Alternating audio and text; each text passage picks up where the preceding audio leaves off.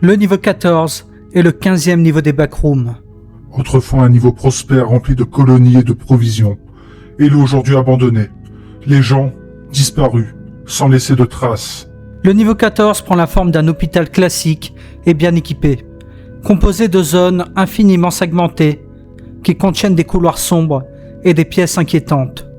Une fois que quelqu'un entre dans ce niveau, il entendra constamment des bruits de pas et des chuchotements lointains, ce qui peut provoquer une désorientation et une paranoïa incessante.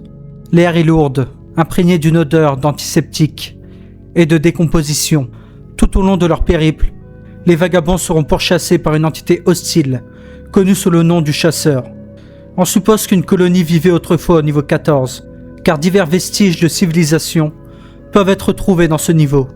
On ignore pourquoi cette colonie a disparu, mais la théorie la plus répandue est que le chasseur a fini par tuer ses habitants. Le nom de cette colonie a ensuite été révélé, T14RG, le groupe de recherche du niveau 14. Son objectif principal était de recueillir autant d'informations que possible sur le niveau 14. Dans de rares cas, le matériel hospitalier rouillé et vétuste du niveau 14 peut soudainement s'animer, fonctionner de manière défectueuse et blesser toute personne se trouvant à proximité. Entre autres, de machines défectueuses, de scalpels, de stéthoscopes et de seringues volantes. Certaines dalles du niveau 14 peuvent s'effondrer et céder de manière inattendue, révélant des passages secrets ou entraînant la mort des vagabonds qui s'y aventurent. Il est essentiel de marcher prudemment et de prêter attention au sol. Si vous remarquez des signes d'instabilité, la meilleure chose à faire est de vous éloigner le plus rapidement possible de la zone. Certaines zones du niveau 14 sont contaminées et remplies de substances toxiques et radioactives, provoquant des hallucinations, une désorientation, de la peur et même des pertes de mémoire.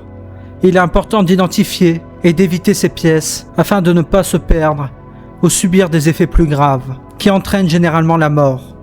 Un conseil souvent donné lorsqu'on parle de ce niveau est de vérifier à travers les fenêtres de la pièce, car cela permet de déterminer plus facilement si la pièce serait sûre. Cependant, vous devez garder à l'esprit que les fenêtres peuvent être des entités déguisées. Il existe plusieurs types de pièces dans ce niveau, et toutes vous seront expliquées dans cette vidéo. Les salles d'accueil ou salles d'attente sont des espaces austères, presque vides, dans lesquels tous les participants au niveau 14 arrivent en premier, ne contenant guère plus qu'un comptoir d'accueil ovale, quelques chaises et une lampe. Les salles d'accueil dégagent, selon les témoignages, un sentiment de malaise qui donne le ton pour le reste du niveau. On trouve souvent des bandages, des antibiotiques et des analgésiques à la réception, ainsi que des magazines et des brochures froissées au contenu inhabituel sur les sièges, sans oublier des bouteilles de boissons gazeuses moisies, dont certaines contiennent encore du liquide périmé. À l'arrière se trouve une grande porte tournante en vitrail, qui ne laisse rien voir au-delà, et sert en quelque sorte de point d'apparition. Une fois quittées, ces pièces ne sont plus accessibles. Les salles d'opération au niveau 14 peuvent varier en fonction de nombreux facteurs: taille, degré de délabrement, état d'abandon et ancienneté.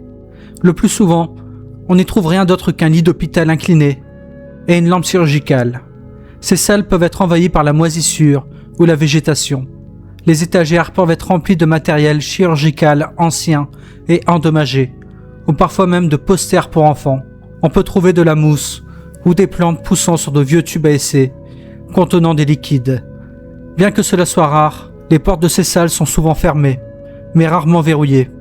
Les salles d'opération sont toutefois beaucoup plus difficiles à trouver en raison de la taille du niveau 14. Les chambres d'hospitalisation comprennent les unités médicales de soins intensifs, de comportement et de maternité. Chaque chambre a ses particularités, mais elles ont toutes en commun des lits d'hôpital, des bureaux, des armoires et divers équipements médicaux, tous d'un blanc aveuglant, à l'exception de quelques traces de corrosion et de mousse. Ces sections sont parmi les seules à comporter des fenêtres brisées, qui ne laissent voir que l'obscurité de l'autre côté. Tout comme la porte d'entrée de la salle de réception, le matériel est disposé comme s'il était en cours d'utilisation, ce qui laisse supposer que les anciens occupants théoriques de ce niveau ont disparu brusquement à la suite d'une tragédie inconnue. Les salles de stockage n'ont rien de particulièrement remarquable, mis à part leur architecture.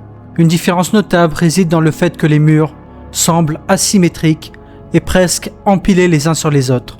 Outre la construction des murs, la seule chose notable à l'intérieur de ces salles est la présence de fournitures supplémentaires.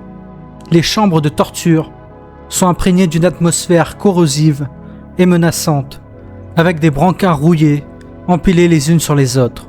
Une substance sombre, identifiée comme du sang, coule le long des murs et du plafond. Un sol en marbre brisé, des armoires métalliques contenant une quantité inquiétante de couteaux inoxydables et de lames de rasoir sont alignées au hasard le long des murs. On suppose que ces chambres sont utilisées par le chasseur à des fins malveillantes. Selon des informations non confirmées, le chasseur traînerait ceux qui s'approchent trop près de lui sur les lits et les assassinerait de manière lente et cruelle. Les chambres de torture indiquent que le chasseur se rapproche. Évitez-les à tout prix et n'y entrez en aucun cas. Pour assurer votre survie, il est fortement recommandé, lorsque vous naviguez dans le niveau 14, de rester vigilant, d'être prudent et d'essayer d'éviter toute situation dangereuse. Le chasseur, également connu sous le nom de Patient Zéro, est une entité énigmatique que l'on trouve dans les profondeurs du niveau 14. C'est l'une des seules entités à résider dans le niveau 14 et son objectif principal est de traquer tous les vagabonds qui pénètrent dans ce niveau. La peau de l'entité est humide et complètement noire, enveloppée d'une sorte d'obscurité qui semble absorber toutes les sources de lumière. Sa forme est amorphe, avec de nombreux tentacules tortueux, ressemblant à ceux d'une pieuvre qui s'étendent dans toutes les directions et semblent agir comme des bras. Ces tentacules possèdent une grande flexibilité et une grande intelligence, capables de mouvements rapides et précis. Sur chacun des tentacules du chasseur, il y a une petite ouverture qui ressemble à des bouches, avec des dents acérées et dangereuses. À partir de ces ouvertures, le chasseur peut libérer de petites entités ressemblant à des sangsues, également connus sous le nom d'agents infectieux. Ces agents infectieux sont tous sous le contrôle du chasseur et ils obéissent sans réfléchir ni hésiter à tous les ordres qu'il leur donne. Les agents infectieux sont de petites créatures ressemblant à des vers qui se tortillent extrêmement rapidement sur le sol. Ils possèdent une bouche remplie de rangées de dents acérées comme des rasoirs. Leur bouche a également la capacité de cracher des substances radioactives. Ces substances peuvent varier, allant d'acides corrosifs à des toxines mortelles, afin de capturer leur proie. Lorsque le chasseur est à proximité, les vagabonds ressentent une sensation d'effroi. La température chute brutalement et l'air devient lourde, chargé d'une épaisse aura enfumée. L'atmosphère même du niveau est empoisonnée lorsque le chasseur est à proximité. Si vous sentez le chasseur à proximité, quittez immédiatement la pièce et courez. Une fois que vous aurez croisé le regard du chasseur, il n'y aura plus aucun espoir de vous sauver. Liste des membres du projet. Total, 20 membres. Monsieur William Duig, chef de projet. David Miller, chercheur principal. Donna Martini, chercheuse principale. Scott M. Morse, chercheur principal. Joanna Rice, chercheur. David A. Garland, agent de sécurité. Laura J. Cicerno, sous-traitante pour la chambre de confinement. Ralph Calme, sous-traitant pour la chambre de confinement. Louise C. Blalock, chercheuse. George Santiago, agent de sécurité. Sean Mangrove, sous-traitant pour la chambre de confinement. Nancy William, agent de sécurité. Roxanne Al Williford, chercheuse. Alan Watt, chercheur, sujet d'expérimentation volontaire. Lawrence R. Afton, chercheur, sujet d'expérimentation volontaire. Irina Mitchell, chercheuse, sœur de Cecil Mitchell.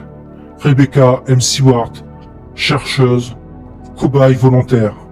Cecil Mitchell, chercheuse, sœur d'Irina Mitchell. Walter H.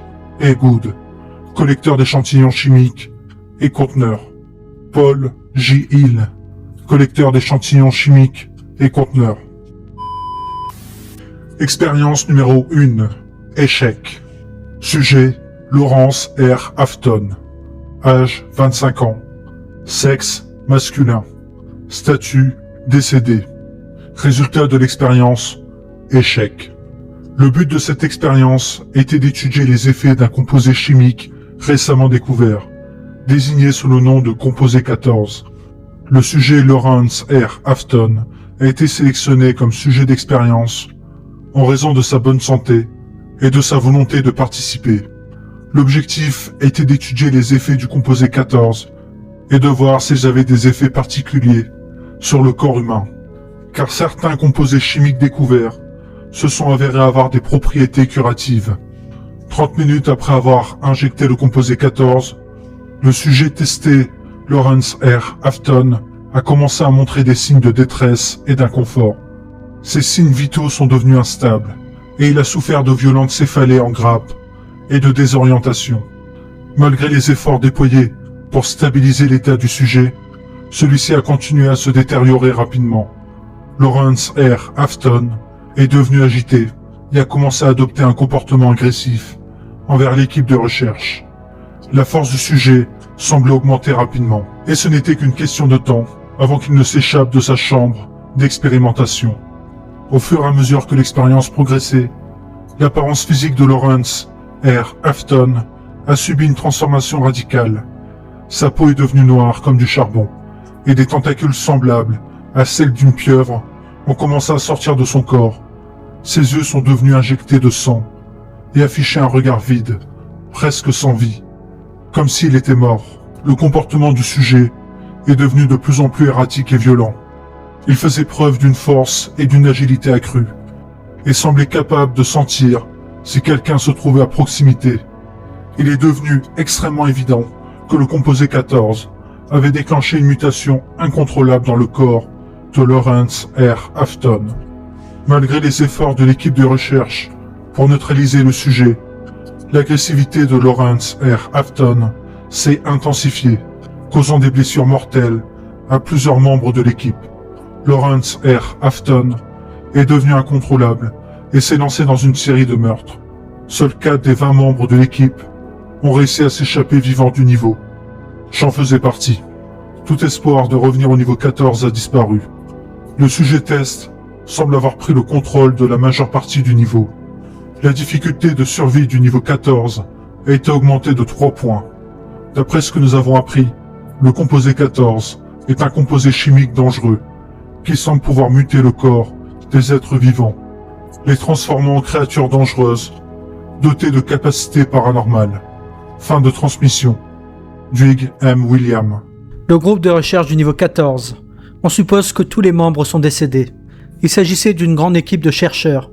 Leur objectif principal était de recueillir autant d'informations que possible sur le niveau 14. Ils disposaient d'une réserve de provisions.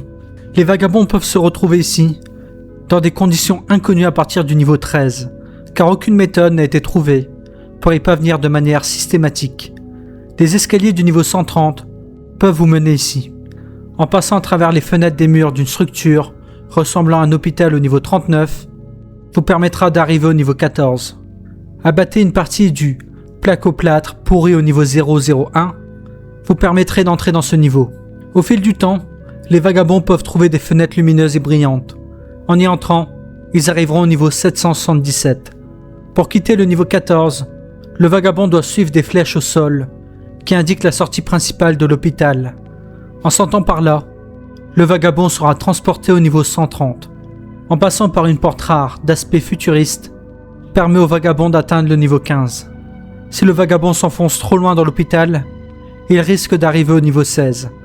Si le vagabond joue avec le matériel hospitalier, il risque d'être envoyé au niveau 268.